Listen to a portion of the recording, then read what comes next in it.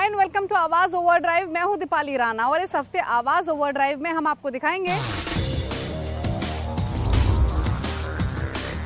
BMW X7 की test drive, Nissan Magnite EZ shift का review, क्यों करवाएं फ्यूल इंजेक्टर साफ, और हमारे ऑटो एक्सपर्ट 2 to 7 बताएंगे मारुति इग्निस AMT और वैगन आर AMT में कौन सी कार लेनी चाहिए। मैं आपको रिकमेंड यही कहूँगा from resale point of view, after sale service, availability of spare and the most popular flagship model of Maruti Udyog. BMW कुछ समय पहले अपनी सबसे महंगी SUV X7 को नए अवतार में लेकर आया है। ये BMW की फ्लैगशिप SUV है, तो यानी सबसे ज़्यादा tech loaded, feature loaded, performance loaded ये गाड़ी है। लेकिन नए रिवाइज्ड वर्जन में क्या खास है, ये जानने के लिए चलिए मेरे साथ इसकी टेस्ट ड्राइव पर।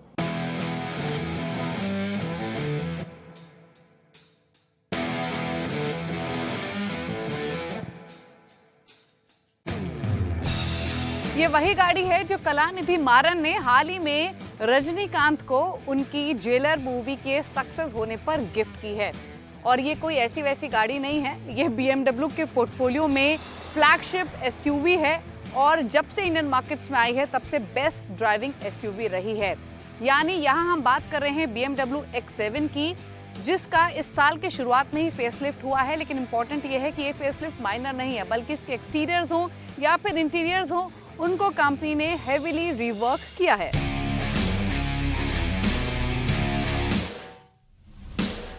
एक्सटीरियर्स में कंपनी ने काफी एक्सटेंसिवली काम किया है और अब ये पहले के मुकाबले और ज्यादा अग्रेसिव लगती है।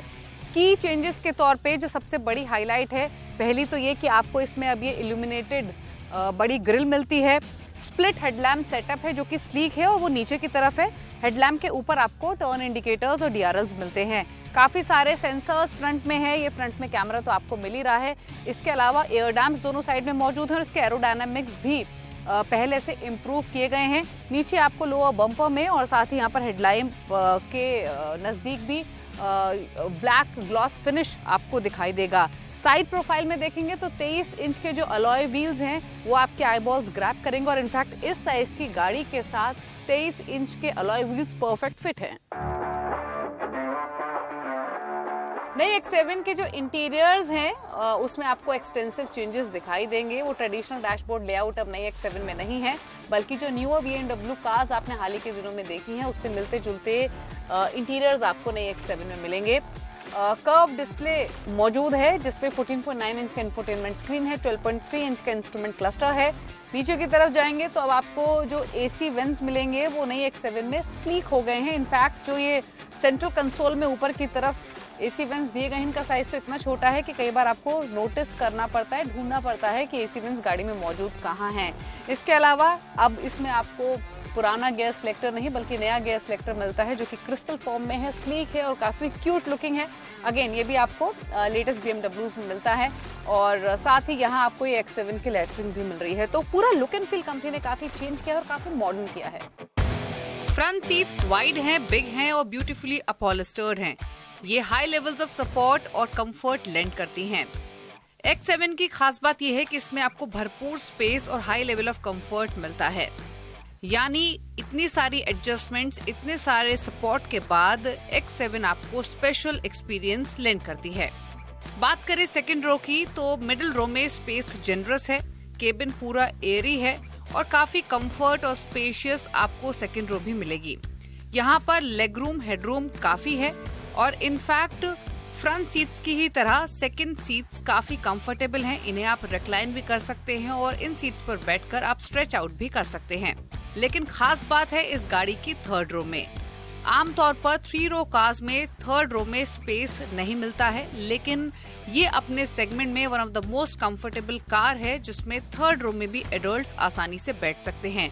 ऑल्दो थर्ड रो की सीट्स सेकंड रो जितनी स्पेशियस और कंफर्टेबल नहीं है, बट एडल्ट्स के लिए सीटिंग एक्सपीरियंस उतना खराब भी नहीं होगा। सेकंड रो सीट्स को एक बटन के जरिए आप टम्बल कर सकते हैं, आगे रोल आउट कर सकते हैं और उसके बाद थर्ड रो का एक्सेस काफी इजी हो जाता है।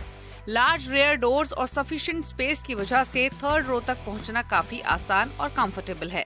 बात करें लगेज स्पेस की तो इसमें आपको 300 लीटर का लगेज स्पेस मिलता है, लेकिन अगर आप सेकंड और थर्ड रो को फोल्ड डाउन करते हैं तो लगेज स्पेस बढ़कर 2000 लीटर तक हो जाता है। BMW X7 में आपको 3000 सीसी का 6 cylinder inline turbo petrol engine मिलता है विद माइल्ड हाइब्रिड सिस्टम, और ये इंजन इसको 380 एचपी की पावर और 540 एनएम का टॉर्क लैंड करता है। और जो इसमें 48 वोल्ट का बैटरी पैक भी दिया गया है वो इसको माइल्ड हाइब्रिड सिस्टम भी बनाता है। और इस हाइब्रिड सिस्टम से इसको जो एडिशनल पावर मिलती है वो 12 एचपी की मिलती है, एडिशनल टॉर्क मिलता है 200 एनएम का। बट क्योंकि ये BMW के पोर्टफोलियो में बेस्ट ड्राइविंग एसयूवी है, then why to wait, let's drive. BMW X7 में updated engine with mild hybrid system मौजूद है। नए वर्जन में 3000 सीसी का पेट्रोल इंजन मिलता है और साथ ही एक इलेक्ट्रिक मोटर भी है जो कि गियर बॉक्स और ड्राइव यूनिट के बीच में मौजूद है। पहले के मुकाबले पावर 50 एचपी ज्यादा है जो कि अराउंड 380 एचपी है, और साथ ही इलेक्ट्रिक मोटर भी 12 एचपी और 200 एनएम का टॉर्क प्रोवाइड करती है at low and medium speeds. ये एसयूवी ह्यूज है, उसके बावजूद भी आप इसे एफर्टलेसली ड्राइव कर सकते हैं क्योंकि इसके कंट्रोल्स काफी डायरेक्ट हैं और एक्यूरेसी बहुत प्रिसाइज। 22 इंच के व्हील्स इसके काफी मैसिव हैं जो कि लो स्पीड राइड भी काफी एफर्टलेसली लैंड करते हैं। साथ ही खराब सड़कों पर भी ये दमदार परफॉर्म करती है। इनफैक्ट अगर आप स्पीड पर इसे चलाते हैं तो छोटे मोटे बम्प्स का तो आपको पता ही नहीं चलेगा, यू विल बेयरली रजिस्टर। लेकिन ये एक ऐसी गाड़ी है जिसमें ड्राइविंग प्लेजर तो है ही, लेकिन अगर आप इसे शॉफर ड्रिवन के तौर पे भी इस्तेमाल करेंगे तो भरपूर कंफर्ट और एक बेहतरीन ड्राइव एक्सपीरियंस आपको महसूस होगा। इन शॉर्ट अगर कहना हो तो X7 फास्ट, स्मूथ, जर्क और लैग फ्री है, साथ ही फुल इन सिंक है विद योर राइट फुट। ये 0 to 100 किलोमीटर पर आवर की स्पीड 5.8 सेकंड्स में हासिल कर लेती है और इसकी top speed 250 kilometre per hour की है। पेट्रोल वर्जन के अलावा X7 में आपको डीजल वर्जन भी मिलता है जिसका नाम 40D है। उसमें भी आपको स्ट्रेट 6 डीजल सिलेंडर इंजन मिलता है जो कि 340 एचपी की पावर और 700 एनएम का टॉर्क लैंड करता है। लेकिन अब तक के रेस्पॉन्स के हिसाब से ज्यादातर कस्टमर्स ने X7 पेट्रोल को ही ऑप्ट किया है, और साथ ही इसमें जो मोर पावरफुल एम बैजिंग है पेट्रोल वर्जन में वो इसको और एक प्रोमिनेंट ऑफरिंग बनाती है। बात करते हैं फाइनल वर्डिक्ट की, तो इसमें कोई डाउट नहीं है BMW की नई X7 पहले के मुकाबले बेटर इक्विप्ड है, नाइसर टू ड्राइव है और विजुअली भी फ्रेशन की गई है, ना ही सिर्फ आउटसाइड से बल्कि इनसाइड से भी। राइवल्स के मुकाबले अब इसमें आपको ज्यादा कंफर्ट और ज्यादा फीचर्स मिलते हैं। नया केबिन अपमार्केट फील लैंड करता है, ज्यादा लग्जूरियस है और खास तौर से जो माइल्ड हाइब्रिड टेक का एडिशन किया गया है वो इसे बेटर परफॉर्मेंस और एफिशिएंसी भी लैंड करता है। BMW की X7 लग्जरी हो, कंफर्ट हो या परफॉर्मेंस के मामले में एक अच्छा पैकेज है। प्राइसिंग भी हालांकि इसकी महंगी ही है, लेकिन हाँ कंपनी ने इसमें डिसेंट अपग्रेड्स किए हैं। वक्त हो गया एक ब्रेक का, ब्रेक पर आपको दिखाएंगे निसान मैग्नाइट EZ शिफ्ट का रिव्यू। आप देख रही हैं आवाज ओवर ड्राइव। आप देख रहे हैं आवाज ओवर ड्राइव। कम कीमत में ऑटोमेटिक ट्रांसमिशन चाहने वालों के लिए निसान अपनी छोटी SUV मैग्नाइट में EZ शिफ्ट गियर का ऑप्शन दे रही है, लेकिन इस गियर के साथ मैग्नाइट कैसा परफॉर्म करती है जानने के लिए देखिए स्टोरी।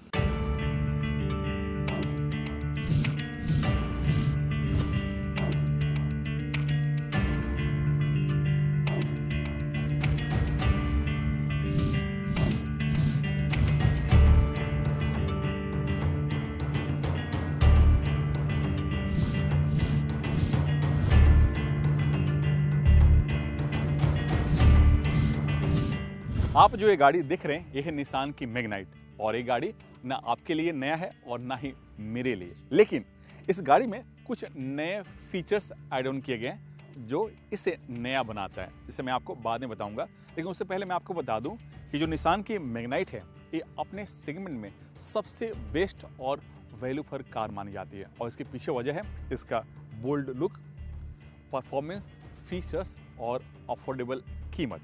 क्योंकि निसान जो मैग्नाइट है उसकी कीमत शुरू होती है करीब 6 लाख से। ये जो गाड़ी है निसान की मैग्नाइट है और एक नया वेरिएंट, जी हाँ EZ शिफ्ट वाली गाड़ी है।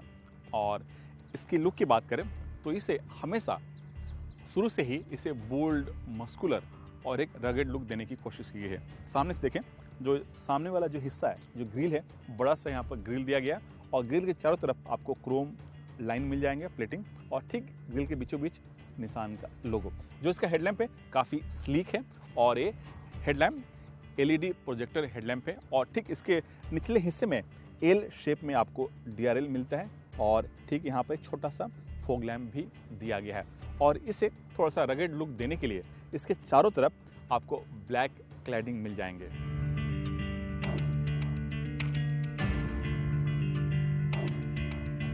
निसान मैग्नाइट की जो साइड प्रोफाइल है वो भी काफ़ी खूबसूरत है और इसे भी थोड़ा सा SUV लुक देने की कोशिश की गई है।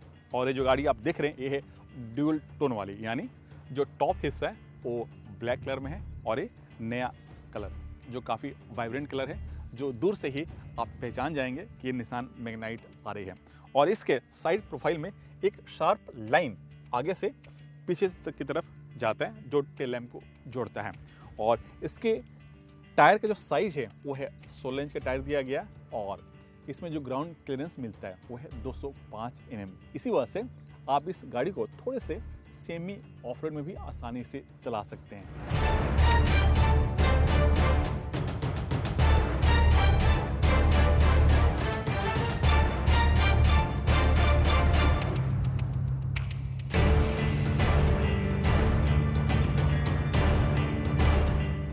मैग्नाइट का जो रियर लुक है वो काफ़ी डिसेंट है, ना ही ज़्यादा बल्कि है, ना ही इसे शार्प कट लाइन दिया गया है। जो ऊपरी हिस्सा है यहाँ पर एक स्पॉइलर दिया गया और ठीक स्पॉइलर के बीचों बीच यहाँ पर ब्रेक लाइट भी दिया गया। जो मैग्नाइट के जो बैजिंग है वो काफ़ी डिसेंट तरीके से यहाँ पर प्लेसमेंट किया गया और जिस चीज़ की मैं बात कर रहा था इजी शिफ्ट, उसका भी यहाँ पर एक बैजिंग मिल जाएगा, यानी इससे आप पता कर सकते हैं कि जो गाड़ी है AMT वाली है, यानी ऑटोमेटिक मैनुअल ट्रांसमिशन वाली है।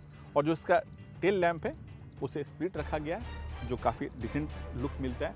और जो बूट है, बूट खोलने के बाद यहाँ पर जो आपको स्पेस मिलता है वो है 336 लीटर, यानी जो कार्गो स्पेस है वो 336 लीटर का यहाँ पर मिलता है। काफ़ी आसानी से आप सामान रख सकते हैं। सीट को फोल्ड करना है तो आप फोल्ड 60-40 के रेशियो में फोल्ड भी कर सकते हैं। बंद करना है आप इसे बंद कीजिए और ये आसानी से लॉक हो जाता है।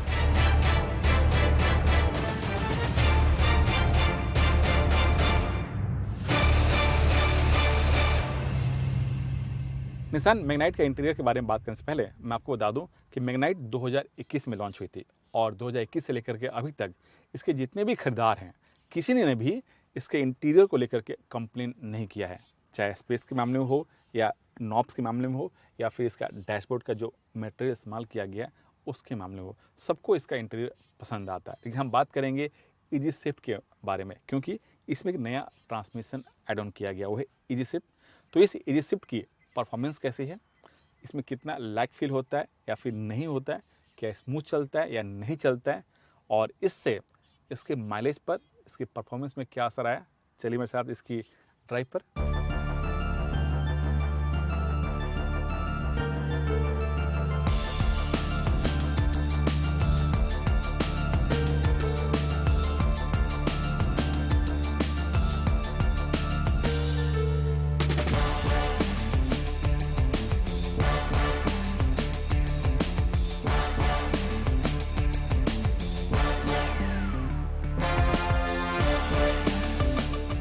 मैग्नाइट इजी शिफ्ट का जो हैंडलिंग है, जो परफॉर्मेंस है काफ़ी बेहतर है और इसके पीछे वजह है कि इसको इस तरह से ट्यूनिंग किया गया कि थ्रोटल खोलते ही इसका जो गियर है ऑटोमेटिकली चेंज हो जाता है। दूसरी चीज़, जो इसका माइलेज है वो मैनुअल से थोड़ा सा बेहतर मिलता है। और तीसरी चीज़ कि आपको बार बार क्लच और गियर से छुटकारा मिल जाता है। हाँ, आपको जो दूसरे जो ऑटोमेटिक ट्रांसमिशन है, चाहे वो DCT हो या फिर DC हो या फिर आपका CVT, उनके मुकाबले इसकी परफॉर्मेंस थोड़ी सी कम है, लेकिन आप जिस प्राइस में आप इजी शिफ्ट खरीदते हैं उसके हिसाब से ये काफ़ी बेहतरीन ऑप्शन है।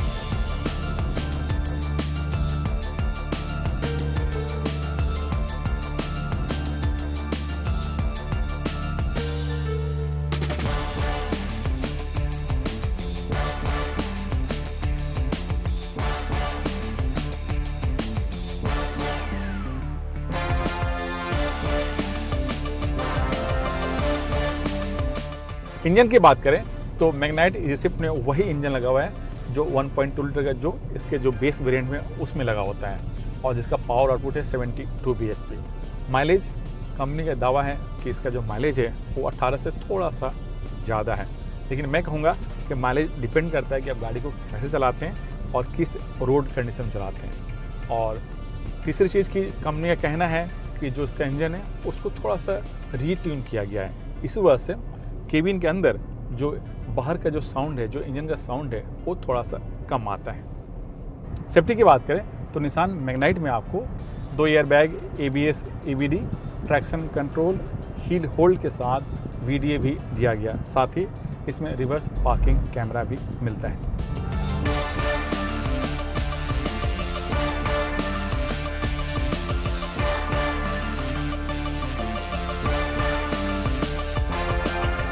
कंपनी मैग्नाइट का जितने भी वेरिएंट हैं, टर्बो इंजन को छोड़ दें, सब में कंपनी इजी शिफ्ट का ऑप्शन दे रही है और माना जा रहा है कि जो इसकी कीमत है वो काफ़ी अट्रैक्टिव होगा।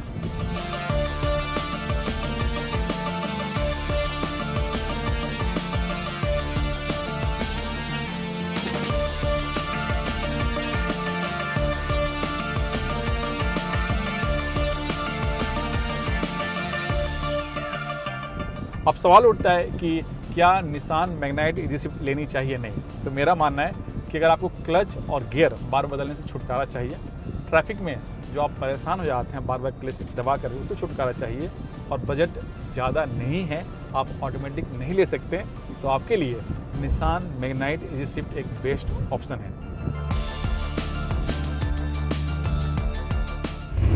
गाड़ी के इंजन में लगे फ्यूल इंजेक्टर को समय समय पर साफ करवाना क्यों जरूरी है, इसका इम्पैक्ट क्या होता है आपकी गाड़ी के माइलेज और साथ ही परफॉर्मेंस पर, ये सब बातें जानने के लिए देखिए हमारा खास segment tip of the week.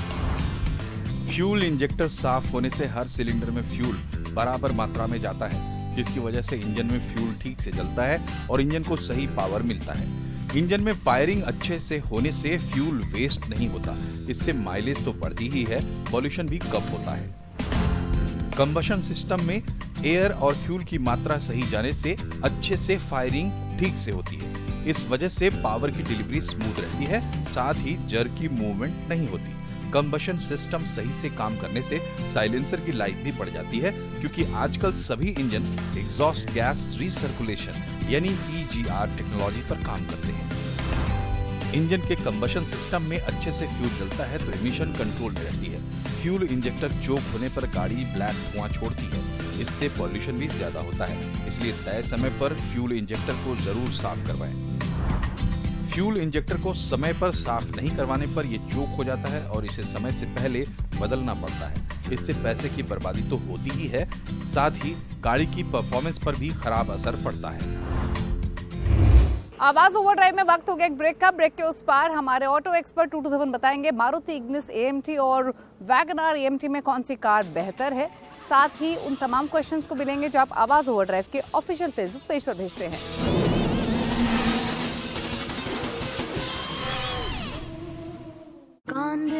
आवाज ओवरड्राइव और वक्त हो गया उन सभी सवालों को लेने का जो आप आवाज ओवरड्राइव के ऑफिशियल फेसबुक पेज पर भेजते हैं। हमेशा की तरह आपकी सभी क्वेरीज को आंसर करने के लिए मशहूर ऑटो एक्सपर्ट 227 हमारे साथ मौजूद हैं। 22 जी स्वागत है आपका। जो पहला क्वेश्चन आया है वो सोनू जैन ने भेजा है। एक हैचबैक खरीदना चाहते हैं जनवरी 2024 में, मारुति इग्निस AMT पेट्रोल, साथ ही वैगनआर ZXi AMT वेरिएंट, इन दोनों के बीच में कंफ्यूज हैं, बताइए किस ऑप्शन के साथ जाएं? सोनू जी, एक्चुअली टेक्निकली देखा जाए तो दोनों के इंजन तो सेम है और वैगनआर के अंदर 1.2 लीटर के साथ 89 bhp देती है।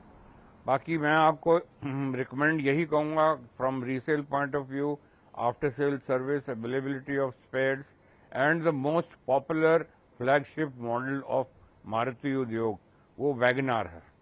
तो और ये आज से नहीं, अब ऑलमोस्ट 15 साल हो गए हैं इसको लॉन्च हुए हुए और नए नए अवतार के अंदर आती रहती है और फिर भी ये बेस्ट सेलर है आज भी अपने सेगमेंट के अंदर।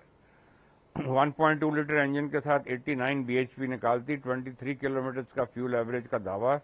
इसके अंदर आपको AMT मिलेगी जिसका मैनुअल ट्रांसमिशन के ऊपर एक गैजेट लग जाता है जो उसको ऑटोमेटिक बना देता है।